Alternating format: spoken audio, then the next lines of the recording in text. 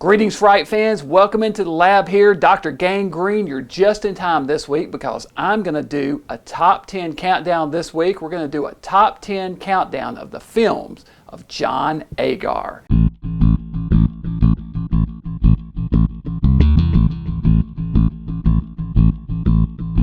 Now, John Agar never really made any horror movies, but he made a lot of science fiction films with horror overtones. And that's just one of the many reasons why I'm such a big fan of John Agar. He was in a lot of what would be considered B movies, but John Agar always delivered. So we'll go ahead and get our countdown started now with the number 10 movie on the list, Night Fright.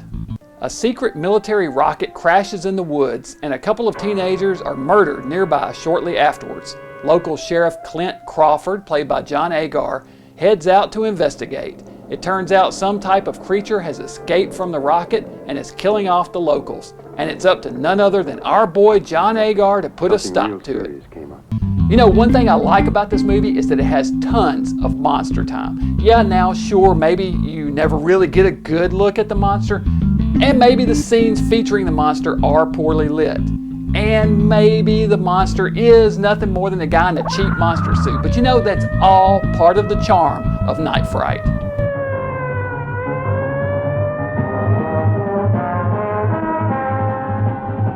We'll go ahead and get to the number 9 movie now, Journey to the Seventh Planet. Another science fiction B movie that is considered a real dog by many, a gem by others. In this one, a United Nations spaceship is headed for exploration of the planet Uranus. They land on the planet and find not the inhospitable gaseous environment they expected, but instead a lush forest and breathable atmosphere. They also discover this planet has sprung right from the mind of one of the crew members, as it is a recreation of the woods he played in as a child. What's the matter, friend? You look as if you'd seen a ghost. Maybe I have. They quickly figure out that things from their imagination come to life, and our boy John quickly begins conjuring up hotties from his past. Hi, darling. All of this is too good to be true, of course, and the culprit behind it all is a giant, one-eyed brain creature that wants to take over the earth. This is the kind of B movie you'd see on any given Saturday when I was a kid. Man, I miss these kind of movies. Cheesy space costumes, blinking light control panels, corny dialogue and special effects. This is cheesy sci-fi at its best. All right. Let him have it. We'll go ahead and get to the number 8 movie on our countdown now, Invisible Invaders. Humans have become too much of a threat, what with their bombs and radiation and nuclear tests. Invisible aliens from outer space, actually the moon, where they have lived for thousands of years unbeknownst to humans, have invaded the Earth, intent on taking over and killing all humans.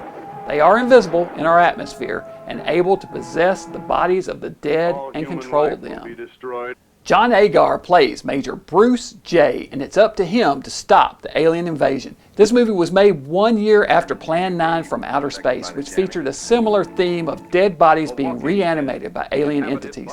Could it be possible that they lifted plot ideas from Ed Wood? Good B-movie fare here. Aliens, zombies, John Agar, and John Carradine. What's not to like?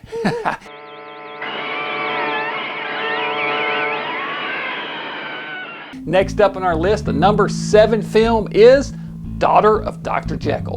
An orphaned woman is bringing her fiancé home on her 21st birthday. She is told that she is actually the daughter of the infamous Dr. Jekyll. Soon thereafter, a series of murders begin to occur, and she suspects that she has somehow inherited her father's curse. Kind of like a cross between werewolfism and a Jekyll and Hyde transformation. And why not? After all, they're really both the same story from different angles, aren't they? This is probably the closest thing to an actual horror movie that John Agar appeared in, at least as far as roles where he played the lead. Good movie with atmosphere, monsters, and a mystery to boot. Next up, the number 6 movie on our countdown is Attack of the Puppet People. Director Burt I. Gordon steers us squarely back into mad science territory here. A lonely scientist/doll maker creates a machine that can shrink living beings. He keeps them in suspended animation in tiny glass jars, taking them out like little living dolls for his own amusement when bored.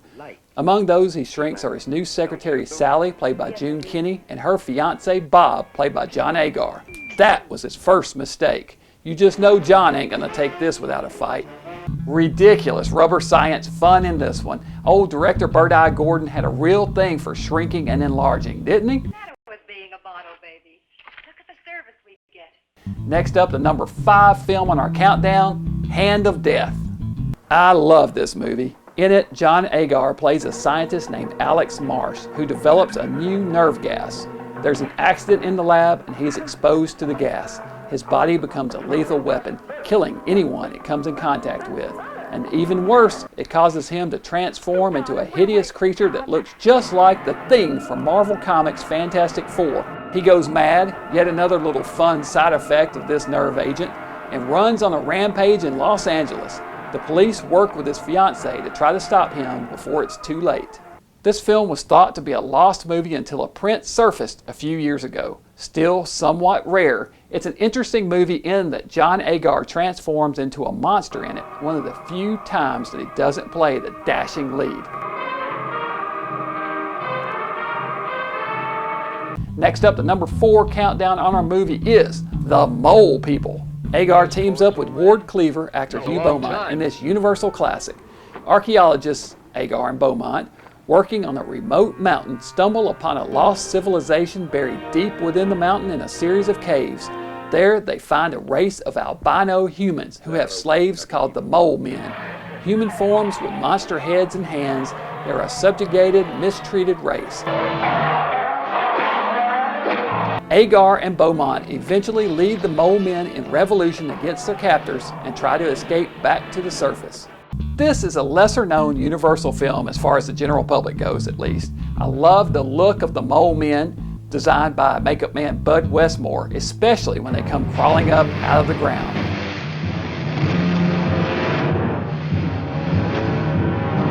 Next up, the number 3 film on our countdown is Revenge of the Creature.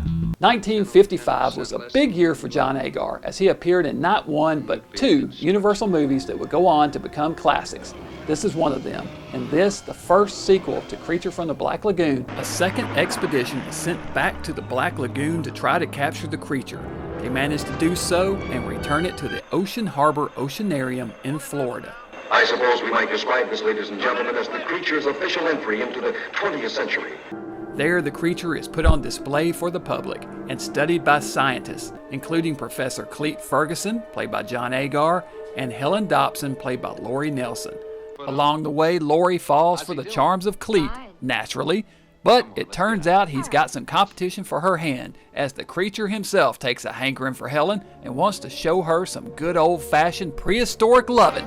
He breaks free and goes on a rampage.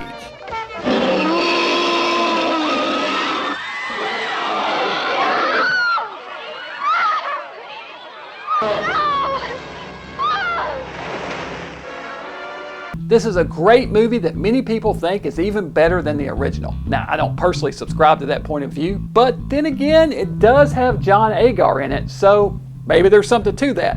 Plus, it has a cameo by none other than Clint Eastwood. Well, maybe so, Doc, but there were 4 rats in there when I changed my lights. Now there's only 3. Get to the number 2 film in our countdown now. Next up is The Brain from Planet Eros.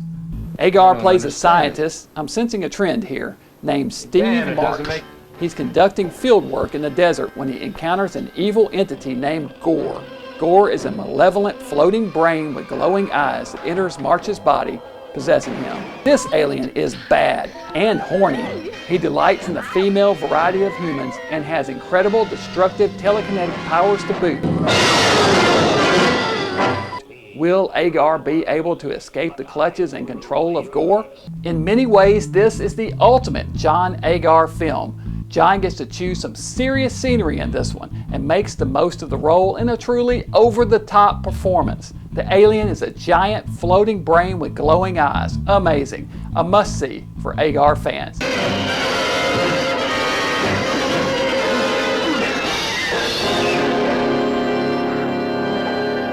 All right, we're up to the number 1 film in our countdown now, and the top film is Tarantula. Tarantula is directed by the great Jack Arnold. Another mad science movie, it features Leo G. Carroll as Professor Gerald Deemer. He has created a special nutrient to help with the world's food shortage by growing food to gigantic size. Problem is, he's also been experimenting on a variety of live subjects, enlarging them as well. Among these is a tarantula that escapes into the wilderness and continues to grow to gigantic proportions. It's up to Agar, the town doctor, and Mara Corday, the professor's assistant, to stop this creature. They get an unexpected hand from none other than Clint Eastwood and the Air Force. Eastwood and Agar together. What creature could possibly hope to survive such odds? None. That's a certainty. When I started to make this list, I knew that Tarantula would be my choice for a top movie. It's probably the best sci-fi movie that Agar ever made, if not the best overall film. It's probably also my very favorite giant monster movie. Highly recommended. Definitely check this one out if you've never seen it. Dropping napalm. Follow an order.